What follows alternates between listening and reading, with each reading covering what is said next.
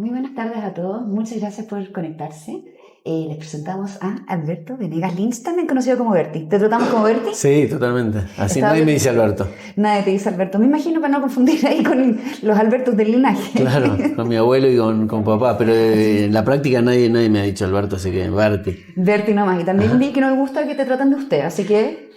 No es que no me guste, es que si es la modalidad de tratar de usted, por ahí un periodista o algo, o quien sea el interlocutor, está fenómeno, pero muchas veces se trata de usted por supuesta cosa de la política, que es la cosa intocable, y en definitiva mucho peor. Que estuviera muy lejos.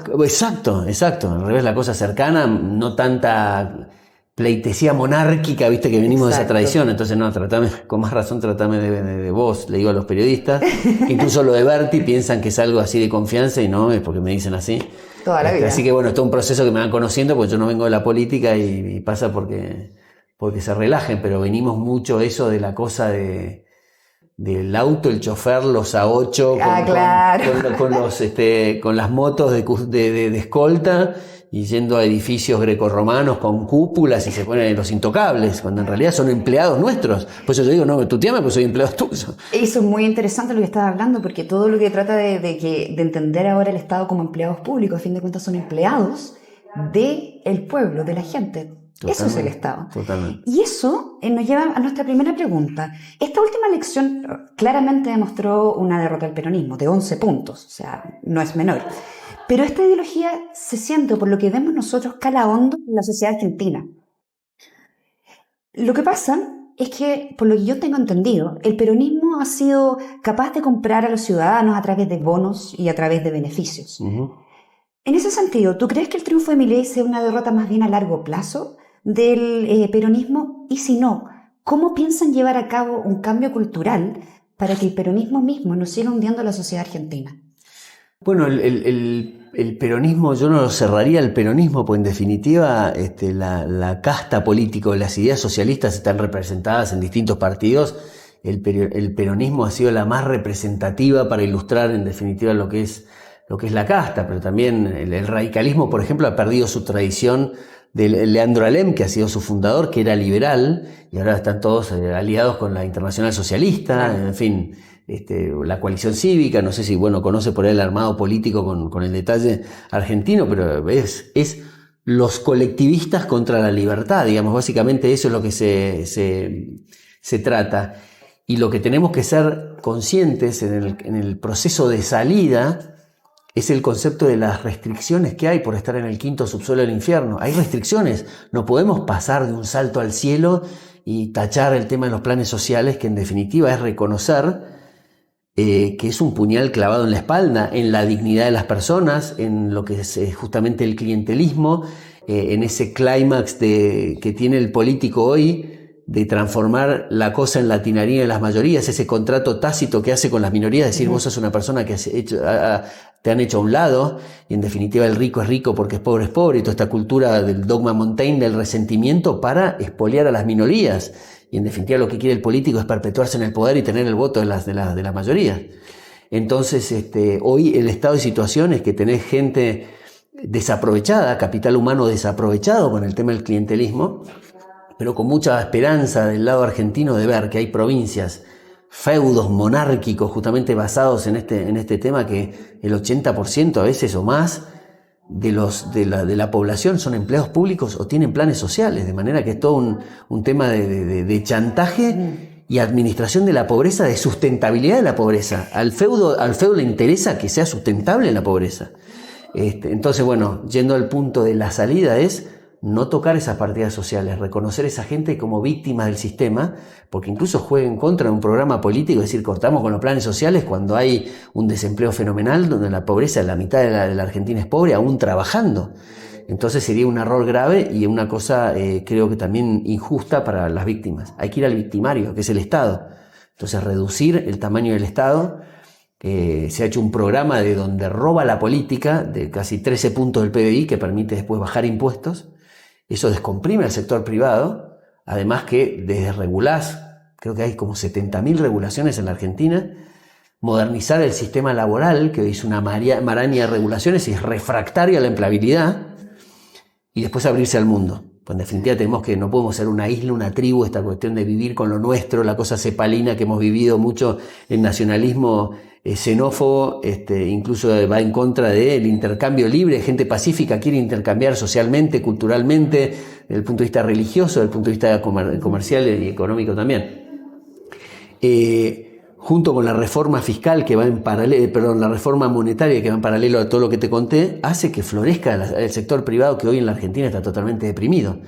Cuando florece eso, que hay tanto por hacer y tanto margen de transformar esta diferencia entre recurso y reserva, es en definitiva la productividad y los stocks de capital, y las inversiones son la única que mejora el nivel de vida a través de la mejor posición de los salarios, va a ser en última instancia que ese capital humano que hoy está desaprovechado puede ser incorporado.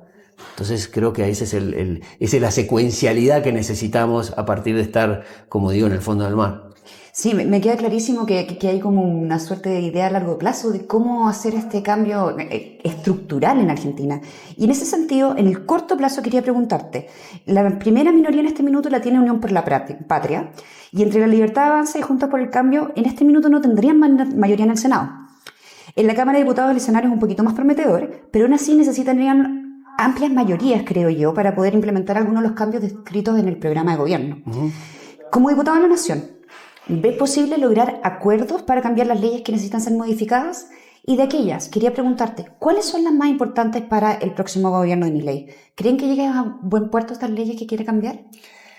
La prioridad hoy, por eso se pueden dar todas las batallas legislativas, porque la verdad que en los últimos 40 años se ha legislado en contra de la vida, la libertad de la propiedad y la igualdad de la ley. O sea, ahí para hacer dulce leche ahí respecto al tema de la derogación de leyes.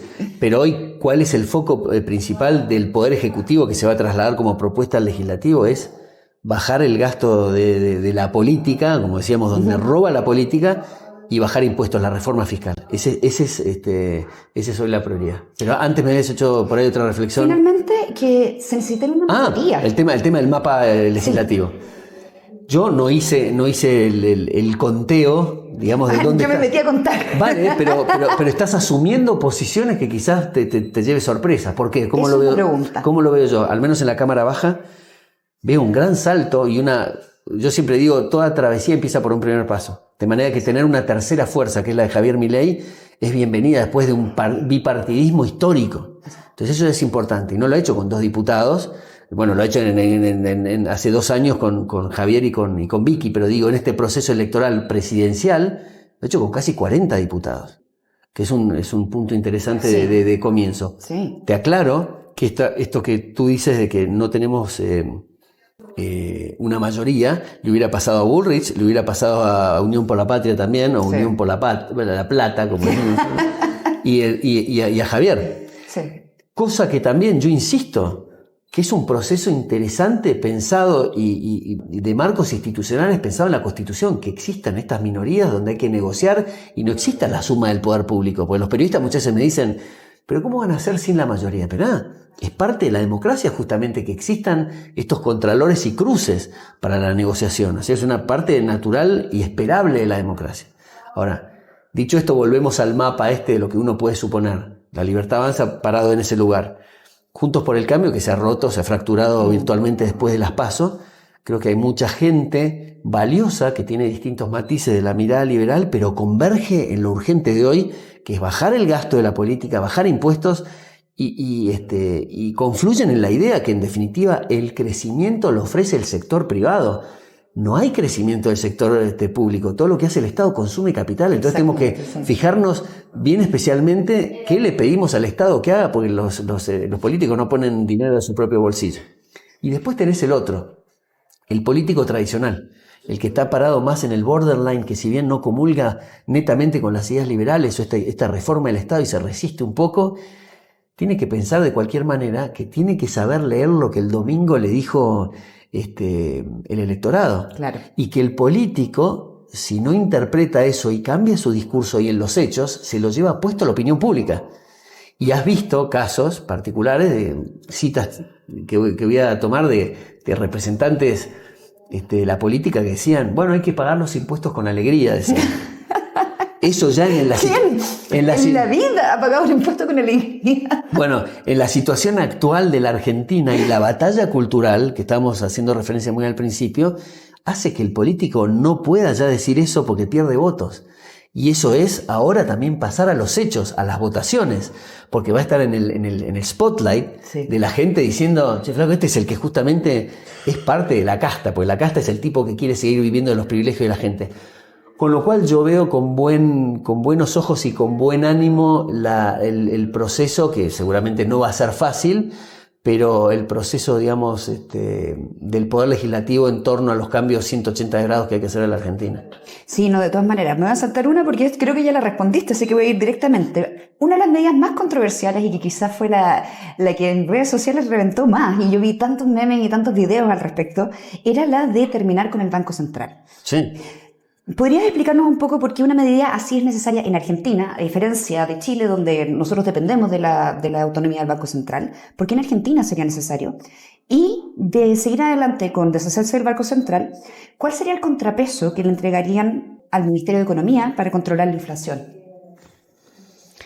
La inflación, muchas veces se dice controlar la inflación. En realidad es un hecho que se está haciendo, no es algo que ven, porque parece controlarlo o atacar la inflación, ¿viste? Son terminologías que generalmente vienen del Ministerio de Economía y dicen, bueno, hay que atacar la inflación, y es como si fuera un factor ajeno al gobierno, que en realidad claro, el gobierno, a través de la expansión exógena de dinero, es que produce los efectos inflacionarios, que las distorsiones en los precios relativos y la pérdida del poder adquisitivo. Está ahí. En Argentina, finalmente, lleva tiempo todavía el cambio cultural, pero gran parte de la población se ha dado cuenta después de años que el político te dice que es culpa del comerciante, que es culpa del consumidor que no camina a buscar mejores precios, culpa del formador de precios, estas estupideces. Cuando se da vuelta en la Casa de Gobierno, en el Banco Central, están dándole a la maquinita. Claro. Entonces la gente supo que tiene un origen monetario la cuestión. Entonces, tema Banco Central. Tema Banco Central pasa que en Argentina está mucho más expuesto el disparate del Banco Central, porque claro, tenemos políticos que son trogloditas y todo lo que tocan lo llevan a la máxima expresión del delirio. Entonces no es el caso de Chile, no es el caso de la Fed en Estados Unidos, claro, pero ojo, tiene la misma naturaleza. Esto de la independencia del Banco Central no tiene mayor sentido. ¿Por qué? ¿Qué puede hacer el Banco Central chileno? Tomar 3 decisiones. El directorio, por más que sea gente proba, buenos economistas, buenas personas, de las mejores intenciones, puede hacer 3 cosas, decía Milton Friedman. No particularmente el caso de Chile, referido a los bancos, al Central Bank, ¿no? Decidir a qué tasa va a expandir la masa monetaria, a qué tasa la va a contraer, o si va a dejar igual la masa monetaria. Cualquiera de las 3 cosas que haga se va a equivocar, porque no, claro, no intervino el proceso de mercado para asignar cuál es la demanda que necesita de dinero para que sea la contrapartida de la oferta. Solamente se puede hacer en procesos de mercado. Entonces, esto es transversal a muchas cosas del gobierno, que omite someterlo al rigor del mercado y lo hace desde un comité de burócratas. Entonces se le va a errar siempre, se va a equivocar independientemente. ¿Qué quiere decir? Va a despilfarrar recursos, va a descapitalizar, va justamente a crear estos desajustes y hablar eventualmente de una inflación moderada. Convengamos que es lo mismo que decir hablar de una estafa moderada. De todas maneras, bueno, quería pasar un poquito a las relaciones entre Chile y Argentina, las relaciones diplomáticas, y el nombramiento de Viera Gallo como embajador de Argentina, que es un político y un diplomático de carrera, parece ser un guiño del gobierno de Boric a la nueva administración de Milei, considerando que la embajadora anterior pertenecía al Partido Comunista y uno hubiese esperado un nombramiento en el mismo alineamiento, pero por el contrario decidió por un político de carrera. ¿Qué opinas de este nombramiento del embajador y cómo ves nuestras relaciones diplomáticas entre Chile y Argentina? 2 cosas, no es por evadir la pregunta, pero primero no conozco el candidato, con lo cual mal te puedo decir qué pienso de él, y segundo, creo que en esta instancia empieza a no corresponder que desde el Poder Legislativo establecer criterios, pautas o mis opiniones respecto a algo que ya se está en formación, que es el Poder Ejecutivo. En este caso, Diana Mondino, que va a hacer las relaciones internacionales, de manera que lo que te puedo decir es que me parece que todas las relaciones que se hagan en buenos términos y en paz son siempre constructivas, y eventualmente crean acercamientos. Pero después es importante también tener en cuenta en esto que se habla y se conecta con las relaciones comerciales, que tenemos que sacarnos del mote ese paradigma de que los gobernantes son los que abren mercados y tienen que venir los empresarios como si se dedicaran a, no sé, a las fiestas infantiles, y no saben qué es abrir un mercado, lo hacen mejor porque aparte conocen no solamente el tema comercial, sino su propio rubro. Entonces esto de acompañar termina siendo un tema discrecional que acompaña a los empresarios amigos para abrir mercados, porque A y B, que son del mismo rubro, y C lo dejan afuera. Generalmente es los negocios de amigos. En definitiva, lo que hay que hacer es ir en el tema secuencialidad, como te he descrito los procesos, cuando llegue la instancia de abrirse al mundo, flaco, abrite al mundo, es arancel cero como ha hecho Chile, y demás. Gracias al TPP-11 que tanto costó que aprobaran. Y abrite al mercado, sí, de forma incluso unilateral. Que después dice, bueno, pero ¿cómo haces con el tema de si está cerrado el mercado? Creo que favorece el tema de la apertura inicial. Y si después la persona quiere cerrarse, es lo mismo. Mi padre da un ejemplo, porque me viene a la cabeza, tiene ese ejemplo siempre formidable. Él decía, por ejemplo, en el comercio internacional puede pasar que también tú eres panadero y le vas a ofrecer pan al que da clases de violín y no quiere. Entonces, en represalia, te gusta el violín, pero no tomas las clases con él. Y lo da también en el ejemplo como del tema del sastre, que dice, le vendes al sastre, le quieres vender pan. El tipo te dice que no quiere, entonces dice, bueno, prefiero hacerme mis trajes y ir no vendió el pan y va a ir mal vestido. En definitiva, las dos cosas, por eso... Luz. Claro, sí, exactamente, como en represalia, ¿no? Abrite, eventualmente, si la otra parte sigue manteniendo la cosa, me parece a mí, cavernícola de cerrarse al mundo, bueno, digamos, no se tendrá un beneficio del win-win que tú sugieres ahí en el comentario. Claro, vamos a pasar a la última pregunta, entonces. Sí. Milei saltó muy a la fama con su discurso sobre la casta política. Y había una crítica de una suerte de, pongámosle, vuelta de chaqueta de su discurso. ¿Qué vuelta de chaqueta? Espera. Porque no todavía estamos el modismo. Porque la vuelta de chaqueta significa que a fin de cuentas hubiese cambiado de opinión, se hubiese pegado una voltereta con respecto a su discurso. Vale. Entonces, Milei partió con este discurso sobre la casta política, pero aún así ha incorporado a su gobierno a políticos de carrera. Sin embargo, cosas que yo he escuchado en tus entrevistas en particular, es que el concepto de la casta no se refería solamente a los políticos, sino más bien se refería a aquellos políticos que viven del Estado y no para la gente y no para el Estado. Por lo cual a nosotros no nos parece que eso haya sido realmente una vuelta de chaqueta, sino más bien lo siguiente. En Living nosotros siempre nos repetimos entre nosotros este dicho, que el primer acto de corrupción es aceptar un cargo para el que no estás preparado. Y creemos que por ejemplo, fue el pecado original del gobierno actual chileno, de poner a mucha gente no capacitada en puestos que no le correspondían. Y en ese sentido, la inclusión de personas y actores como Bullrich y los últimos nombramientos de gabinete, ¿será una manera de no caer en ese pecado de estar en un puesto para el cual no estás preparado? Bueno, a ver, primero, el tema hay que seguir una cuenta que creo que, no sé, era algo así como presidente electo, Javier Milei, que es una cuenta de Twitter donde se pasan las comunicados oficiales.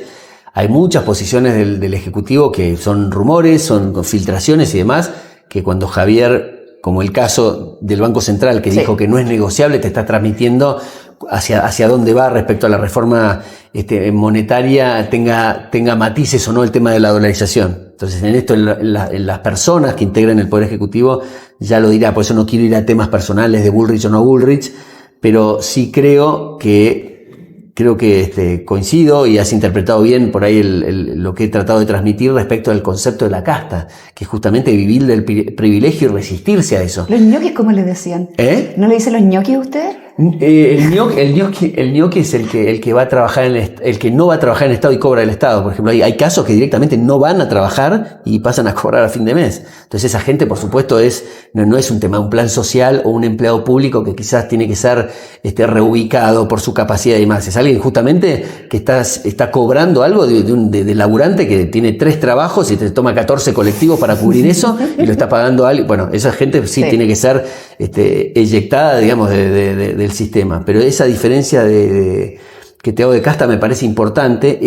No es casta el político eventualmente tradicional que, independientemente de su tradición de pensamiento y que haya matices con el liberalismo, reconoce que el cambio en la Argentina es 180 grados lo que viene haciendo y va a querer bajar el gasto de la política, asumir los costos que eso implica, y bajar impuestos, es sacarle el yunque que tiene en la espalda el sector privado. Entonces eso creo que, por eso Javier en el discurso del banker el domingo que ganó, hizo un mensaje muy abierto de recibir gente que esté dispuesta, independientemente de sus antecedentes y de su trayectoria o historia política, que haya captado hacia dónde vamos. Eventualmente, en ese espacio, uno reconocerá el quién es quién, si en definitiva puede ser un cambio por convicción o simplemente por lo primero que te decía, que simplemente que si se quiere mantener en la cresta de la ola, tiene que cambiar los hechos. Bueno, sirve también, no tiene quizás la misma validez filosófica que podemos discutir nosotros, pero en los hechos y en la política sirve.